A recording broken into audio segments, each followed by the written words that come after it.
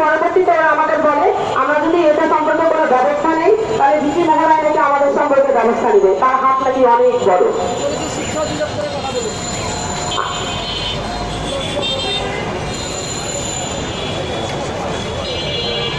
এখন আমার লাস্ট কথা এটাই হচ্ছে, আজকে আমরা প্রেস ক্লাবে আসছি 19শে এপ্রিল। আমাদের মূল কথাই হচ্ছে যে ভিসি মহোদয় আমাদের খাতার পূর্ব আশ্বাস দিয়েছিল, আমরা খাতা দেখতে গেছিলাম, খাতা না দেখে উল্টে খাতা দেখাতে না পেরে আমাদের প্রতি যে অবিচার অন্যায় হামলা করা হয়েছে, মেয়েদের টেনে হিসড়ে নিয়ে যে ব্যাকটাচ করে মারপিট করা হয়েছে, ভাইদের মারধর করা হয়েছে। আমার কিছু ভাই বোন এখনো বাসায় দৃশ্যে আছে। এখন আমার কথা হচ্ছে যে এভাবে যে অন্যায়ভাবে আমাদের মারপিট করা হলো, এটার বিচারের জন্য মূলত 19শে এপ্রিল এখানে আসা।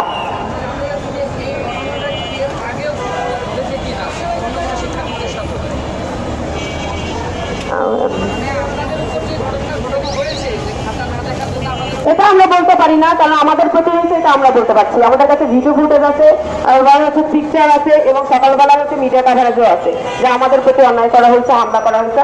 আমরা এখন বলতেছি যে আমরা দৃষ্টান্তমূলক শাস্তি চাই, কারণ এই ধরনের শিক্ষক শুধু জাতীয় বিশ্ববিদ্যালয় না, বাংলাদেশের কোনো প্রতিষ্ঠানে থাকা উচিত না।